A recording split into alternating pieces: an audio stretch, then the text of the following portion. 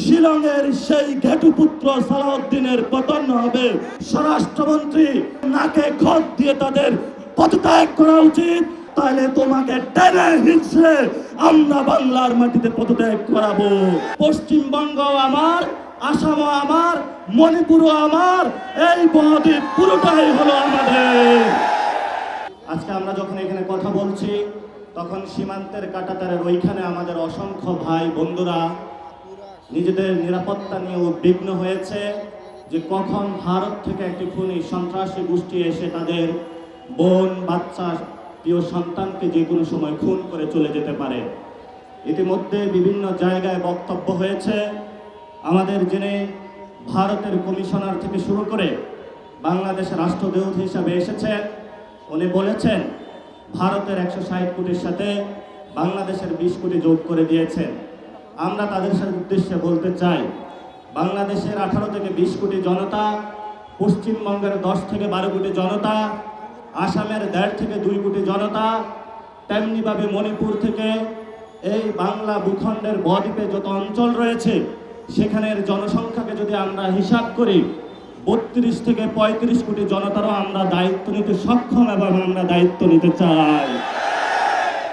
যদি তোমরা আমাদেরকে সেই আকাশ দেখাতে চাও যে অভিন্ন আকাশের স্বপ্ন, সেই অভিন্ন আকাশের স্বপ্ন ভঙ্গ তোমরা করেছো 1947 সালে, যখন আমরা একটি ভারত স্বপ্ন নিয়ে বেঁচেছিলাম যে আমরা ঐক্যবদ্ধভাবে ভারতে একই গঙ্গা, একই জলে বসবাস করে, একই পানিতে বসবাস করে নিভৃতে এখানে থাকবো।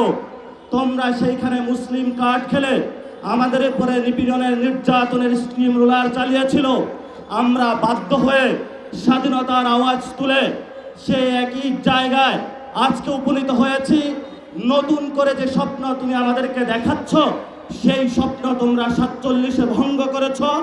এই যা ইতিহাস চলে গিয়েছে, নতুন করে মুসলমান এবং বাংলাদেশ ভারতের সাথে একীভূত হওয়ার যে অখণ্ড ভারতের যে স্বপ্ন, সেই স্বপ্নে আমরা কখনো ঐক্যবদ্ধ হব না। এবং তোমরা যে স্বপ্ন দেখো তোমাদের সেই স্বপ্ন দিবা স্বপ্নেই থেকে যাবে, বাস্তবে কখনো হবে না। যদি বাস্তবে হওয়া সম্ভব, যেটা আমাদেরকে ভাসানী বলে গিয়েছিলেন, পশ্চিমবঙ্গ আমার, আসামও আমার, মণিপুরও আমার, এই বদ্বীপ পুরোটাই হলো আমাদের। প্রিয় উপস্থিতি, 1947 সালে আমার আপনার যারা বাপ দাদা চাচা তারা যুদ্ধে নেমেছিল একটি বৈষম্যহীন বাংলাদেশ গঠনের জন্য।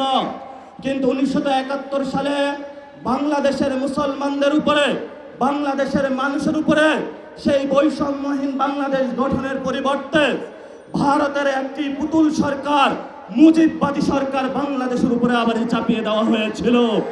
যেই মুজিববাদী সরকার গত 53 বছরে আমাদের উপরে জুলুম নির্যাতন করেছিল। আমরা স্বপ্নে আকাঙ্ক্ষা দেখেছিলাম, 24-এ আমরা রক্ত দিয়েছিলাম।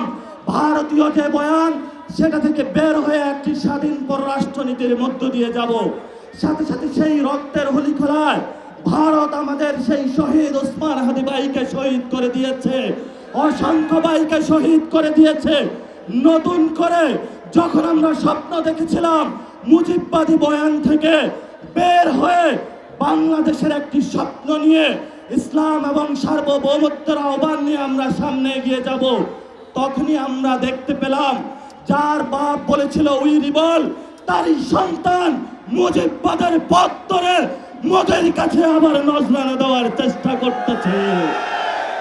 প্রিয় বিএনপি, প্রিয় তারেক রহমান, আমরা আপনাদেরকে স্পষ্ট বার্তা বলতে চাই, আপনার যদি মুজিববাদে যাওয়ার ইচ্ছা হয় আপনি আওয়ামী লীগ থেকে বড় মুজিববাদী হইতে পারবেন না।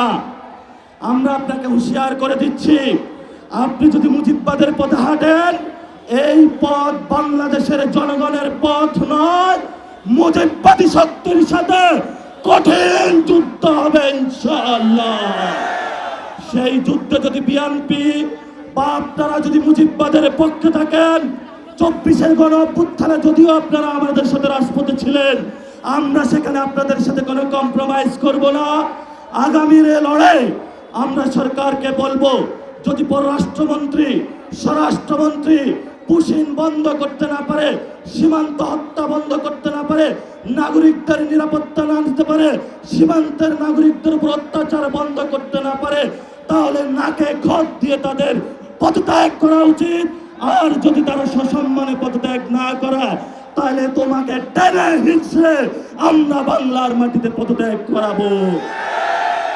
লাস্ট যে কথাটা, আমাদের ফরেন মিনিস্টার জাতিসংঘে ইলেক্টেড অ্যাসেম্বলি হয়েছেন, জাতিসংঘের সভাপতি হয়েছেন, কিন্তু সীমান্তে আপনি হত্যাকাণ্ড দেখেন না, সীমান্তে আপনি পুশিন দেখেন না। আপনার চোখে শুধু সেখানে কিভাবে ভিন্ন দেশের করায়ত্তের মধ্য থেকে বাংলাদেশের সার্বভৌমত্ব জলাঞ্জলি দেওয়া যায়, সেই পথে আপনি তারেক রহমানের সাথে হাত মিলিয়েছেন। প্রিয় খলিল ভাই, এই খলিল ভাই আপনি ছিলেন না। যদি আপনি মুজিববাদের পথে হাঁটেন, আমরা আপনাকে শায়েস্তা করার জন্য প্রস্তুত আছি। তখন কোন খলিল ভাই আমরা চিনব না, সালাউদ্দিন ভাই আপনাকেও আমরা চিনব না। প্রস্তুত হন। আমরা ছিলাম রাজু ভাস্কর্যে, শাহবাগে এসেছি। ভবিষ্যতে পুরো বাংলাদেশ একসাথে জেগে উঠবে সার্বভৌমত্ব এবং ইসলাম রক্ষার আন্দোলনে।